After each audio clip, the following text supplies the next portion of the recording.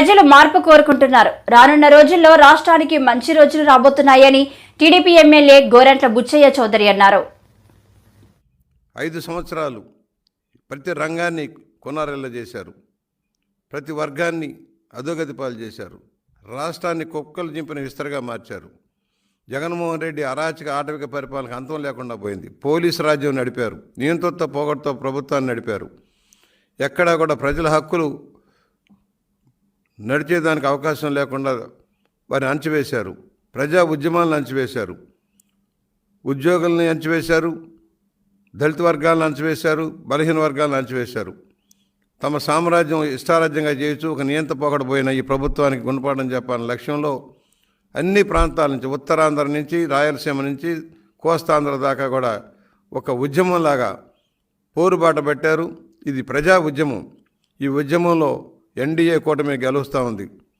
మామూలుగా గెలవటం కాదు, చెంపపెట్టులాగా, జగన్మోహన్ రెడ్డికి చెంపపెట్టులాగా దోపిడీ విధానాలకి, అవినీతి కార్యక్రమాలకు వ్యతిరేకంగా ఇవాళ ప్రజలు పోరాట పొందానో ఓట్లు వినియోగించుకున్నారు. ఒకటే చెబుతున్నాం, న్యాయపరమైన హక్కులను కూడా హరించారు. న్యాయ వ్యవస్థ మీద నమ్మకం లేదు, రాజ్యాంగం మీద నమ్మకం లేదు. తమ జాగీర్దారుగా భావించారు రాష్ట్రాన్ని. తమ అంతేవాసులను పెట్టుకుని రాష్ట్రాన్ని ఖజానాన్ని కొల్లగొట్టారు. ఇవాళ మనం మేల్కోవాల్సింది, రికార్డులన్నీ తగలేసిపోయే పరిస్థితి వస్తూ ఉంది. మనం చూస్తూ ఉన్నాం, ప్రతి రంగంలో కూడా ఎక్సైజ్లో రికార్డులన్నీ తారుమారు చేస్తూ ఉన్నారు. మైనింగ్లో రికార్డులు తారుమారు చేస్తూ ఉన్నారు. ఎక్కడ జీవో కాపీలు కనపడకుండా చేశారు. ఇవాళ ల్యాండ్ టైటిల్ చట్టంలో జరుగుతున్న మోసాలని గమనించుకోకుండా చేయడం కోసం కార్యక్రమాలు తీసుకుంటూ ఉన్నారు. ఇవాళ ఒకటే చెబుతున్నాం, ఈ రాష్ట్రం కొంత జాగీర్దారుగా ఉండటానికి వీల్లేదని ప్రజా తీర్పు. ఇవాళ యువకులు భారీగా వచ్చి ఓట్లు వేశారు. పోలింగ్ స్టేషన్ల దగ్గర ఎక్కడికి ఓపెన్గా మాట్లాడటం, మేము మార్పును కోరుకుంటా ఉన్నాం, జగన్మోహన్ రెడ్డికి అంతిమ తీర్పుని ఇవ్వబోతున్నాం అనే భావనలో ఇవాళ ప్రజలంతా కూడా వచ్చారు. ప్రజాస్వామ్యంలో ఇది మంచి పరిణామం. ఓటు హక్కు అనేది ప్రజాస్వామ్యానికి కొలబద్దగా ఉంటుంది. ప్రతి ఒక్కరూ ఓటు హక్కును 80% పైగా పోలైనవి అంటే ప్రజలు మ్యాక్సిమం అక్కడక్కడ ఓటర్ లిస్టులో తేడాలు రావచ్చు. కొన్ని చోట్ల చచ్చిపోయిన వారి పేర్లు తొలగించినందువల్ల, కొన్ని చోట్ల ఇతర ప్రాంతాల వాడు సరిగా చేర్చనందువల్ల మార్పులు చేర్పులు ఉన్నా కూడా 80% పోలేదంటే దాదాపుగా 90% దాకా పోలేనట్టు లెక్క. ఇది రేపు 4వ తారీఖు, జూన్ 4వ తారీఖున వచ్చే రిజల్టు అద్భుతంగా ఉండబోతుంది. చావు దెబ్బ జగన్మోహన్ రెడ్డి వైఎస్ఆర్ ప్రభుత్వానికి చావు దెబ్బ, కోలుకోలేని చావు దెబ్బ జరగబోతుంది. హత్యా రాజకీయాల్ని ప్రోత్సహించడం, దాన్ని సమర్థించడం, గ్లోబల్స్ ప్రచారం చేసి తప్పుడు ప్రచారం చేయటం, సోషల్ మీడియా ద్వారా అందరినీ తిట్టించడం చేసే జగన్మోహన్ రెడ్డికి శాపంలాగా తగులుకుంటుంది. తను చేసిన పాపాలకు తను మూల్యం చెల్లించుకునే పరిస్థితి వస్తుంది. 152 సీట్లు ఇచ్చి, 151 సీట్లు ఇచ్చి, 22 పార్లమెంట్ సీట్లు ఇస్తే చేతగాని అసమర్థ ముఖ్యమంత్రి వల్ల రాష్ట్రం నాశనం అయిపోయింది. 13 లక్షల కోట్ల అప్పులు తెచ్చి రాష్ట్రాన్ని ఏం చేయాలనుకుంటున్నాడు? తలసరి 10 లక్షల అప్పు మన మీద మోపి కనీసం అభివృద్ధి అనేది లేకుండా చేసి రంగుల పిచ్చబట్టుకుంది, పేర్ల పిచ్చబట్టుకుంది. ప్రభుత్వ పథకాలన్నిటి కూడా పెట్టి వాళ్ళ చిన్నపిల్లలు ఆడుకునే ఆట వస్తువుల మీద ఈయన బొమ్మేసి, ఆఖరికి పిల్లలు వేసుకునే లంగోటా మీద కూడా ఈ బొమ్మేసి, కోడిగుడ్ల మీద బొమ్మలు వేసుకునే దౌర్దర్భ ఆలోచన ఏ ముఖ్యమంత్రికి ఈ దేశంలో రాకూడదని నేను కోరుకుంటా ఉన్నా. అలాంటి ముఖ్యమంత్రికి ఇవాళ గుణపాఠం చెబుతున్నారు. అనేక చోట్ల రాక్షస క్రీడ, పల్నాడులో కానీ రాయలసీమలో కానీ ఇలా జాగీర్దారులాగా ఏ విధంగా హింసాత్మక ఘటనలు జరిగినాయో, పోలీస్ స్టేషన్లో జరబడి బ్యాలెట్ బాక్సులు ఎత్తుకుపోవడానికి ఎలా ప్రయత్నం చేశారో, మనం ఈవీఎం మిషన్లు ఎత్తుకుపోవడానికి ఎలా ప్రయత్నం చేశారో చూసాం. కొంతమంది అధికారులు సరిగా చర్యలు తీసుకొని పర్యవసానంగా ఇలాంటి సంఘటనలు జరిగినాయి. ప్రజలు ఒక మార్పు కోరుకుంటున్నారు. అందుకనే ఈ స్థాయిలో పోలింగ్ జరిగింది. విజయం తథ్యం. తెలుగుదేశం విజయాన్ని ఆపలేరు, ఎన్డీఏ విజయాన్ని ఆపలేరు. చంద్రబాబు గారి యొక్క నిర్విరామ కృషికి ఇది నిదర్శనంగా నిలబోతుంది. దానికి తోడు అగ్నికి పల్నాడు ప్రాంతంలో పోలీసు, రెవెన్యూ అధికారులు టీడీపీ అభ్యర్థులకు కొమ్ము కాశారు. మమ్మల్ని హౌస్ అరెస్టు చేశారు. అవే ఈసీ రూల్స్ టీడీపీ అభ్యర్థులకు వర్తించవా? నరసరావుపేట ఎమ్మెల్యే అభ్యర్థి గోపిరెడ్డి శ్రీనివాసరెడ్డి అన్నారు. రెవెన్యూ అధికారులు వన్ సైడ్గా తెలుగుదేశం పార్టీకి కొమ్ము కాశారనే దాంట్లో ఎటువంటి అనుమానం లేదు. ముఖ్యంగా పోలీస్ వర్గాలు మాకు వ్యతిరేకంగా, వైఎస్ఆర్ కాంగ్రెస్ పార్టీకి వ్యతిరేకంగా పనిచేయటం పల్నాడు ప్రాంతంలో అంతా కూడా వ్యతిరేకంగా పనిచేయటం, వన్ సైడ్గా పనిచేయటం చాలా బాధాకరం. దీన్ని మేము తీవ్రంగా ఖండిస్తున్నాం. మమ్మల్ని ఏమో కాన్వాయ్గా మీరు 6 కార్లకు కూడా పర్మిషన్లు ఉన్నాయి. 6 కార్లు వేసుకొని కాన్వాయ్గా తిరుగుతున్నారని హౌస్ అరెస్ట్ కావాలి అని చెప్పి హౌస్ అరెస్ట్ 2 గంటలకు హౌస్ అరెస్ట్ చేయడం జరిగింది. మరి మా ప్రత్యక్ష అభ్యర్థి అరవింద్ బాబు గారు 7 కార్లు వేసుకొని తిరుగుతూ ఉన్నాడు. ఆయనకి ఎలక్షన్ కమిషన్ రూల్స్ ఏం పనిచేయవు. నేను ఉదయం 8 గంటలకే నేను ఒక వీడియో పంపించాను ఎస్పీ గారికి. బయట నుంచి మరి వాళ్ళు ఎక్కడి నుంచి వచ్చారో మాకు తెలియదు కానీ హిందీ మాట్లాడుతూ ఉన్నారు, బౌన్సర్లు ఉన్నారు, వాళ్ళందరినీ కారులో ఎక్కించుకున్నారు, కనీసం 100 మంది కారులో ఎక్కారు అని చెప్పి స్వయంగా నేను వీడియో కూడా పెట్టాను ఎస్పీ గారికి. ఎటువంటి చర్యలు లేవు, ఎటువంటి యాక్షన్ తీసుకోలేదు, వాళ్ళ కార్లు ఎక్కడా ఆపి వెరిఫై చేయలేదు. ఉదయం నుంచి చెప్తున్నా మా మాట వినకుండా నన్ను హౌస్ అరెస్ట్ చేశారు తప్ప ఆయన్ని హౌస్ అరెస్ట్ చేయడానికి కూడా పోలీసులకి సమయం లేదు, చేయలేకపోయారు. చేతగాని పోలీసులు సరిగ్గా 3 గంటలకి, సుమారు 3 గంటల ప్రాంతంలో మున్సిపల్ హై స్కూల్కి వచ్చి మా ఏజెంట్లని లాగటం, ఏజెంట్ల మీద దౌర్జన్యం చేయటం, అట్లానే మా డ్రైవర్ హరి అని అతన్ని కొట్టడం, అతని దెబ్బలు కూడా, గాయాలు కూడా, పోలీస్ ఇంటిమేషన్ ఎఫ్ఐఆర్ కూడా చేయమని రాత్రి పంపించడం జరిగింది, కంప్లైంట్ ఇవ్వడం జరిగింది. అరవింద్ బాబు గారి హాస్పిటల్ దగ్గర సుమారు 500 మంది 30 ట్రాక్టర్లో పమిడిపాడు గ్రామం నుంచి వచ్చి అక్కడ ఉండి వాళ్ళు భోజనాలు తీసుకొని 2 ఆటోల్లో నవయోగ బార్ అండ్ రెస్టారెంట్ నుంచి బీర్ బాటిల్, మందు బాటిల్ తెప్పించుకొని మా హాస్పిటల్ మీద దాడి చేయడానికి మళ్ళీ రాత్రి సిద్ధం చేసుకున్నారు. మళ్ళీ మేము మా కార్యకర్తలు, ఎందుకంటే పోలీసు వాళ్ళు మాకు ప్రొటెక్షన్ ఇచ్చే పరిస్థితి లేదు. పోలీసు వాళ్ళు ఎస్పీ గారు ఫోన్ చేసినా ఎత్తలేరు, డిఎస్పీ మాట్లాడట్లేదు. పోలీసు వాళ్ళు మా సెక్యూరిటీ ఇస్తారని మేము మాకు ఆ యొక్క ఆలోచన లేదు, మేము భావించడం లేదు పోలీసు వారు సెక్యూరిటీ ఇస్తారు. మా పర్సనల్ సెక్యూరిటీ కోసం మా కుటుంబం కూడా మేము హాస్పిటల్ పైనే ఉంటున్నాం, మా పిల్లలు ఉంటున్నారు, మా ముసలి వాళ్ళు, పెద్దవాళ్ళు ఉంటున్నారు, హాస్పిటల్లో పేషెంట్లు ఉన్నారు. రాత్రికి రాత్రి సుమారు 500 మందిని మళ్ళీ నేను గ్రామాల నుంచి, పట్టణాల నుంచి పిలిపించుకొని వాళ్ళందరినీ రాత్రి హాస్పిటల్లో ఉంచుకొని మా పర్సనల్ సెక్యూరిటీ కోసం.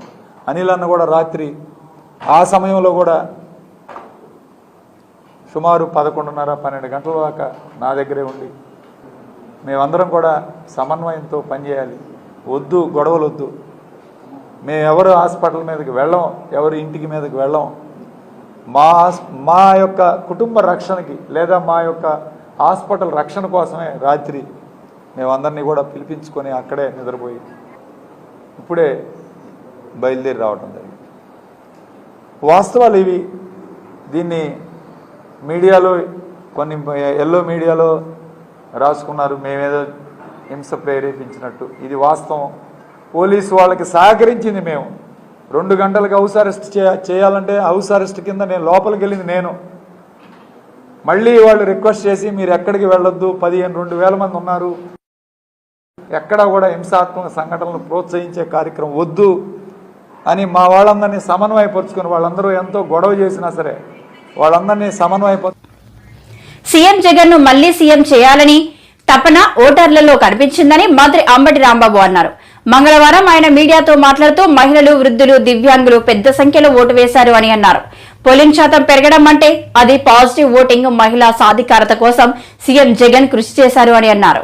5 గంటలకే మహిళలు, వృద్ధులు వచ్చి లైన్లో నిలబడ్డారు. పెద్ద ఎత్తున లైన్లో నిలబడి తన ఓటు హక్కును వినియోగించుకో. దీనికి కారణం ఏమిటి, దీనికి సంకేతం ఏమిటి అనే విషయాన్ని మనం ఒకసారి ఆలోచించాలి. నేను లైన్లో ఉన్న వారందరినీ చూసే ఎక్కువ మంది వృద్ధులు, వికలాంగులు, మహిళలు ఎక్కువగా ఉన్నారు. నేను భావిస్తున్నా 5 సంవత్సరాలు జగన్మోహన్ రెడ్డి గారి పరిపాలన చూసిన తర్వాత, సంక్షేమ కార్యక్రమాలు అందుకున్న తర్వాత నా బిడ్డ జగన్మోహన్ రెడ్డిని మరొక్కసారి ముఖ్యమంత్రిగా చేయాలనే తాపత్రయంతో తమ ఓటు హక్కును వినియోగించడం కోసం గంటల తరబడి వృద్ధులు, గంటల తరబడి మహిళలు, గంటల తరబడి వికలాంగులు క్యూలో నుంచున్నారనేటువంటి భావన కలిగింది నాకు పెద్ద ఎత్తున. లాస్ట్ ఎన్నికల్లో జరిగినటువంటి పర్సంటేజ్ సుమారుగా 79-80% ఉంది. ఈసారి కూడా ఆ మాత్రానికి తగ్గకోకుండా కాస్తో కోస్తో ఎక్కువయ్యే పరిస్థితులే కనిపిస్తున్నాయి. అంటే వివరాలు ఇంకా రాలేదు కాబట్టి, ఎందుకంటే రాత్రి 10-11 కూడా కొన్ని చోట్ల పోలింగ్ జరిగింది కాబట్టి ఇంకా కరెక్ట్ ఫిగర్స్ ఇంకా రాలేదు కాబట్టి నేను ఊహాతీతంగా చెప్తున్నా. పోయినసారి కన్నా ఏదన్నా 1% పెరగొచ్చు, 1% తగ్గొచ్చు తప్ప పోయినసారి లాగానే అంత పెద్ద ఎత్తున ఓటర్లు తమ హక్కుని వినియోగించుకున్నారు. ఎంపీపీ ద్వారా ఆ ఫోన్ ఇవ్వమన్నా అతను ఏదో రెచ్చిపోయి మాట్లాడాడు. నేనేంచిన అతనే నా దగ్గరికి వస్తేనే నేను రికమెండ్ చేశా. ఆ రోజుల్లో ఆ రాంబాబున చాలా అగ్లీగా మాట్లాడేటువంటి పరిస్థితి కనిపించాడు. ఏంటి ఆయన అగ్లీగా మాట్లాడుతున్నావు? You are not a rowdy, you are a police officer, why you are talking like that? నేనే వస్తున్నాను అక్కడికి, నేను వెళ్ళాను. ఎందుకంటే నేను వెళ్ళకూడదనుకున్నాను. ఇక్కడే ఎస్పీ గారు చెప్పాడు కాబట్టి ఉండాలనుకున్నాను. అవతల కన్నా లక్ష్మణ తిరుగుతున్నాడు, కన్నా లక్ష్మణ కొడుకు నాగరాజు తిరుగుతున్నాడు. నేను వెళ్ళకపోతే నా క్యాడర్ ఒప్పుకోరని నేను అక్కడికి వెళ్తే అక్కడి నుంచి బయటకు వచ్చాడు. పెద్ద పోలీసు ఇది ఉంటారు కదా, ఈ మధ్య స్పెషల్గా వచ్చారు ఆర్మీ, వాళ్ళని తీసుకుని అక్కడికి వెళ్ళాడు. వెళ్ళి అక్కడ వాళ్ళందరినీ కొట్టించాలని ప్రయత్నం చేశాడు. ఈ రాంబాబు అనే వ్యక్తి సిఐఎఫ్ రూరల్ నా టైంలోనే ఇక్కడికి వచ్చాడు ఒక ఆఫీసర్తో. అంటే ఇతను వాళ్ళతో కొల్లుడు అయిపోయాడంటే మీ టైంలోనే కదండి వచ్చింది అన్నాడు. నిజమే, నా టైంలోనే వచ్చాడు. నేను ఎవరికి మీ అందరికీ తెలుసు, నా నియోజక ప్రజలందరికీ తెలుసు. పోలీస్ ఆఫీసర్లు ఎవరన్నా రికమెండ్ చేస్తే నేను డబ్బులు తీసుకునే మనిషిని కాదు. ఈ రాంబాబు అనే వ్యక్తి నా టైంలో వచ్చి వాడు అమ్ముడిపోయాడు. నా ఆరోపణ. నాగరాజు దగ్గరికి వెళ్ళి డబ్బులు తెచ్చుకున్నాడు. నన్ను కూడా ఎక్స్పెక్ట్ చేశారు. క్యాండిడేట్ నన్ను చాలామంది అడిగారు, ఏమంటే పోలీసులకి ఏదో డబ్బులు ఇవ్వాలంటని. No, I'm a minister. నా రికమెండేషన్తో వచ్చినటువంటి పోలీసు ఆఫీసర్లను కొనేటటువంటి దుస్థితి నాకు పట్టదు, నేను చేయను అలా అని చెప్పా. ఆ పోలీసు ఆఫీసర్ 5 లక్షలు 6 లక్షలు తీసుకుని కొల్లుడైపోయి వారికి సపోర్ట్ చేసే పరిస్థితి వచ్చిందంటే ఏం చేయాలి ప్రజాస్వామ్యంలో? ఒక మంత్రిగా, ఒక సిన్సియర్గా పనిచేసిన మంత్రిగా, పోలీస్ ఆఫీసర్ల పోస్టింగ్లో డబ్బులు తీసుకొని మంత్రిగా ఏం చేయాలి అని అడుగుతా ఉన్నా. మీకు చాలా చిత్రం. దమ్మాలపాడు అనే గ్రామంలో ఒక బూత్లో ఈ రాంబాబు అనే వ్యక్తి అక్కడ ఒక పోలీసుని పెట్టాడు. వచ్చితే ఓటర్ వేయడానికి వస్తే స్లిప్ తీసుకుని ఎంపీకి వేయండి మీ ఇష్టం వచ్చే వాళ్ళకి, ఎమ్మెల్యేకి మాత్రం కన్నాకు మేమే నొక్కుతాం అని నొక్కాడు. సుమారుగా 1000 ఓట్లు నొక్కారు అక్కడ. మార్పు దిశగా నిన్న జరిగిన పోలింగ్ తీరు నేడే నా జన్మ పునర్జన్మ పలు ఇతర ముఖ్య అంశాలపై నర్సాపురం ఎంపీ నియోజకవర్గం తెలుగుదేశం పార్టీ ఎమ్మెల్యే అభ్యర్థి రఘురామకృష్ణరాజు రచ్చబండ కార్యక్రమం నిర్వహించారు. ఆంధ్రప్రదేశ్ చరిత్రలో కాదు, అసలు ఎక్కడా కూడా ఏ రాష్ట్ర చరిత్రలో కూడా లేదు. గత ఎన్నికల్లో ఎంతో యాంటీవే ఉందని అందరూ మాట్లాడుకుంటే మరి సుమారు 1,60,60,70,000 రోడ్లు పోలైతే 4,50,000 రోడ్లు పోలేని, అందులో 90% ఏదో ఒకటి కొన్ని ప్రాతిపదికలు తప్ప అందరూ కూడా కూటమికి వేయటం జరిగింది. మరి దీన్ని బట్టి చూస్తే అది ఒక పార్శ్వం అనుకుంటే మరి ఎన్నడూ లేని విధంగా మా గోదావరి జిల్లాలో చూడాలి అంటే సంక్రాంతిని మించి, సంక్రాంతికే హైదరాబాద్ ఖాళీ అవుతుంది మామూలుగా, అంతకు మించి నిర్మానుష్యం అయిపోయింది హైదరాబాద్. అక్కడ ఎన్నికలు ఉన్నప్పటికీ కూడా నిర్మానుష్యం అయిపోయింది. బంపర్ టు బంపర్ 5 గంటల్లో రావాల్సింది 10 గంటలు 12 గంటలు సమయం తీసుకుని మరి ఇక్కడికి వచ్చారు కొన్ని వేల మంది. ఒక్క నా నియోజకవర్గంలోనే సుమారు 7,000 మంది పొరుగురు నుంచి ఇతర దేశాల నుంచి కూడా ఒక కసితో, ఒక రాక్షసుని వదిలించుకోవాలి అనే ఒక కసితో వచ్చారు. మొత్తం కర్ణాటక, అటు తమిళనాడు నుంచి రాయలసీమ ప్రాంతాలకి వచ్చిన వాళ్ళు కానీ, హైదరాబాద్ నుంచి మా కోస్తా ప్రాంతాలకి ఇటు వచ్చిన వాళ్ళు కానీ చూసుకుంటే సుమారు ఒక 20 లక్షల మంది కసిగా వచ్చి ఓట్లేశారు. అందులో ఒక 10-20 వేలు ఏదన్నా పొరపాటున వైఎస్ఆర్ కాంగ్రెస్ పార్టీకి పడితే పడి ఉండొచ్చు తప్ప మిగిలిన 19 లక్షల చిల్లర కూటమికి, అంటే ఎక్కువ స్థానాల్లో పోటీ చేసింది తెలుగుదేశం కాబట్టి ఎక్కువ తెలుగుదేశానికి వచ్చాయి అంటంలో ఎటువంటి సందేహం లేదు. ఇక ఈరోజు సాక్షిలో రాసుకున్నాను, మహిళలు చాలా పెద్ద సంఖ్యలో వచ్చారు కాబట్టి జగన్మోహన్ రెడ్డి నెగ్గుతున్నాడు అని చెప్పి రాశారు. మహిళలు పెద్ద సంఖ్యలో రావడానికి ముఖ్య కారణం జగన్మోహన్ రెడ్డి వారికి చేసిన దగ.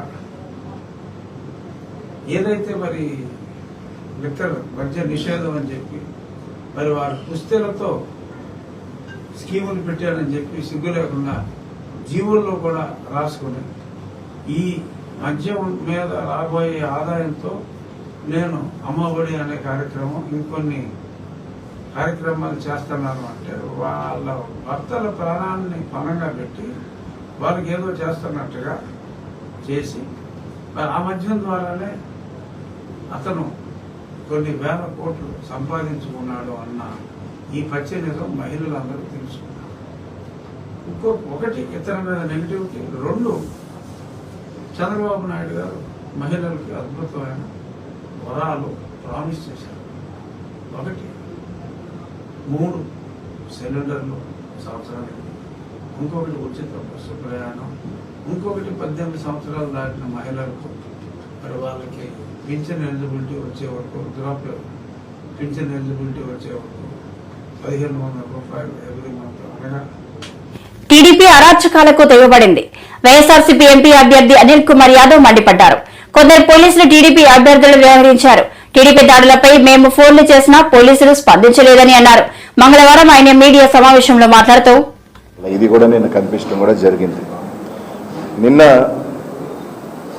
7కి 7 నియోజకవర్గాల్లో మీరు చూస్తే ఎప్పుడూ లేని విధంగా, అంటే ఎప్పుడో 15-20 సంవత్సరాల క్రితం జరిగిన వాతావరణం దాదాపు గత 10 సంవత్సరాలుగా మీరు తీసుకుంటే పల్నాడులో లేని వాతావరణం నిన్న చూడటం కూడా జరిగింది. నిన్న ఏదైతే ఏకపక్షంగా వైఎస్ఆర్ కాంగ్రెస్ పార్టీకి ప్రజలు మద్దతు తెలియజేస్తూ ఉన్నారు, మా శాసనసభ్యులు గెలుస్తూ ఉన్నారు నాకు సంకేతం వెళ్ళిన తర్వాత నిజంగా పోలీస్ని ప్రత్యేకంగా చెప్పుకోవాలి. మాచర్ల దగ్గర నుంచి తీసుకుంటే మాచర్ల నియోజకవర్గంలో మీరు చూస్తుంటే కరెక్ట్గా 3 రోజుల క్రితం సిఎల్ని ఎస్ఎల్ని మార్చుకోవటం కూడా జరిగింది.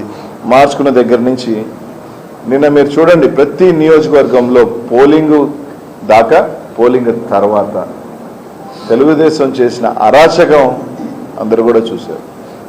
మాచర్ల నియోజకవర్గాలు అయితే దాదాపు ఎస్పీ గారు, ఐజీ స్థాయి ఒక అధికారి పూర్తిగా మాచర్ల నియోజకవర్గంలోనే.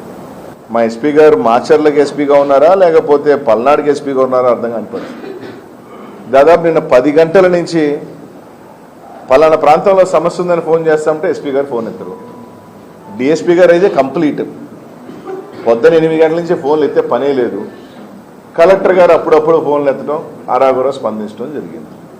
ఈరోజు బాగా మీరు గమనిస్తే ఏదైతే తెలుగుదేశం పార్టీ గట్టిగా ఉన్న ప్రాంతాలలో అంతా అసలు పోలీసే లేదు. 3000 ఓట్లు ఉన్న దగ్గర ఒక్క police, single men. YSR Congress party గట్టిగా ఉన్న దగ్గరలా తీసుకుంటే ఒక బెటాలియన్. ఓట్లేయనీయకుండా తెలుగుదేశం పార్టీ వాళ్ళు రచ్చ చేస్తూ ఉంటే చెదరగొట్టే ప్రయత్నం. అక్కడ మాత్రం యథేచ్ఛగా మీరు ఓట్లు వేసుకోండి, ఫోన్ చేసి చెప్తే సార్ పంపిస్తాం సార్, మేము లేదు, ఫోన్లు ఎత్తే పనే లేదు. ఒక అరాచకమైన పరిపాలన, అరాచకమైన నిన్న చేశారంటే తెలుగుదేశం పార్టీ ఒకవేళ అధికారంలోకి వస్తే ఏ విధంగా ఉండబోతుందో అనేది కానీ ఒక సంకేతాల్లాగా ఇచ్చారు. అది వచ్చేది లేదు, పెట్టేది లేదు. తిరిగి వైఎస్ఆర్ కాంగ్రెస్ పార్టీ జగన్మోహన్ ముఖ్యమంత్రి అవుతున్నారు. మేము అధికారంలోకి రావట్లేదు అన్న అక్కస్సు. అదే నిన్న 100 ఊర్లు ఉన్న మాచర్లో తీసుకుంటే 2 గ్రామాలలో పూర్తిగా డిఎస్పీ పొద్దునే సాయంకాలం దాకా 2 డిఎస్పీలు వేశారు 2 గ్రామాల్లో. అదే ఒక మండలానికి సంబంధించి కనీసం ఒక ఎస్ఐ స్థాయి అధికారి కూడా తిరిగే పరిస్థితులు లేవు. ఎక్కడైనా ఒక మండలాన్ని డిఎస్పీని పెట్టి పర్యవేక్షణ చేస్తారు. కానీ ఒక 2 గ్రామాలు, సరే ఆ గ్రామాలు దూరమా 2 కిలోమీటర్ల దూరంలో ఉన్న విశాఖలో ప్రెస్ మీట్ నిర్వహించిన కేఏ పాల్. ఈ ప్రెస్ మీట్ లో కేఏ పాల్ మాట్లాడుతూ నిన్న ఏపీ రాష్ట్రం అంతా ఎలక్షన్స్ బాగా జరిగాయని, కాకపోతే కొన్ని చోట్ల ఇతర పార్టీలు విధ్వంసాలు సృష్టించారు అని అన్నారు. ఏదైనా సరే జూన్ 4న నేను మాట్లాడతా అని అన్నారు. 235 బూత్ ఏరియాలో బయట లోపల సీసీ కెమెరా మీరు ప్రొటెక్ట్ చేయండి. శ్రీకాంత్ని మీరు సస్పెండ్ చేయాలి. అక్కడ ఎవరైతే వైసీపీ గూన్స్ లేడీ సిసి కెమెరాలను అటాక్ చేశారో ఫిజికల్గా వారిని ప్రాసిక్యూట్ చేయాలి, వేరియస్ సెక్షన్లో అరెస్ట్ చేయాలి. ఇంతవరకు చేయనందుకు మీ మీద కేసు పెడతా. నేను ఇన్ రైటింగ్ ఇస్తున్నాను. 4 గంటలకి ఆర్ఓ గారు, విశాఖ ఎంపీ ఆర్ఓ గారు మల్లికార్జున రాత్రి ఇతర ఆర్ఓస్తో మాట్లాడారు. అది పక్కన పెట్టారు. విశాఖపట్నం మంచి రోజులు వచ్చాయి. విశాఖపట్నంలో అత్యధికంగా 68% ఓట్లు పోలయ్యాయి. ఎప్పుడూ ఓటు వేయని లక్షల మంది నిరుద్యోగులు ఉద్యోగాల కొరకు నన్ను నమ్మి ఓటేశారు. 2, ఎప్పుడూ ఓటు వేయని officers, doctors, engineers, retired people వారు బయటకు వచ్చి కొంతమంది 3-4 గంటలు, కొంతమంది 2-3 గంటలు వెయిట్ చేసి ఓట్లు వేశారు. 3, క్రైస్తవులు మణిపూర్ ఘటన లాంటి ఘటనలు దేశంలో రాకూడదు, కేఏ పాల్ పార్లమెంట్కి వెళ్ళాలని 20,12,000 మంది ఓటర్లు 5 లక్షల క్రైస్తవులు ఉంటే మినిమం 4 లక్షల క్రైస్తవులు నన్ను గెలిపించడానికి ఓటేశారు. అలాగే స్టీల్ ప్లాంట్ని తెలుగుదేశం, కాంగ్రెస్, బీజేపీ, వైసీపీ గంగవారం కోటి జగన్ 60,000 కోట్లు 620 కోట్లకి అమ్మారు కనుక దీన్ని మీడియా ద్వారా, సోషల్ మీడియా ద్వారా గ్రూపుల్లో చేర్చి అద్భుతంగా 190% ప్రజలు విశాఖ 20 లక్షలు 18 లక్షల మందికి రీచ్ అయిపోయి స్టీల్ ప్లాంట్ అమ్మకాన్ని ఆపిన డాక్టర్ కేఏ పాల్ని రివార్డ్ చేయాలి అని స్టీల్ ప్లాంట్ కార్మికులు ఆదినారాయణ గారు చైర్మన్ స్టీల్ ప్లాంట్ పోరాట కమిటీ, ఆ 45 సెకండ్ల వీడియో మీరు చూసుంటారు. 12 లక్షల మంది విశాఖలో ఇన్స్టాగ్రామ్లో దాదాపు 10 లక్షల మంది వాచ్ చేస్తారు. సగానికి సగం వాటర్స్. బడుగు బలహీన వర్గాలు అంటే మనం 52% ఉన్నాం బీసీలో. ఎప్పుడూ 6 కులాలే మనం వెళ్తున్నాం. కుల పాలన మనకు వద్దు, కుటుంబ పాలన మనకు వద్దు వాళ్ళు ఓట్లు వేశారు. ఇప్పుడు పోలైంది 65-70% అంటే 14 లక్షలు 20 లక్షలు. నేను మీకు చెప్పింది అదే అనేక సార్లు మీడియాలో చెప్పాను. చాలా మంది 50 నుంచి 55% పోలవుతున్నారు. అది 11 లేదా 12 లక్షలు.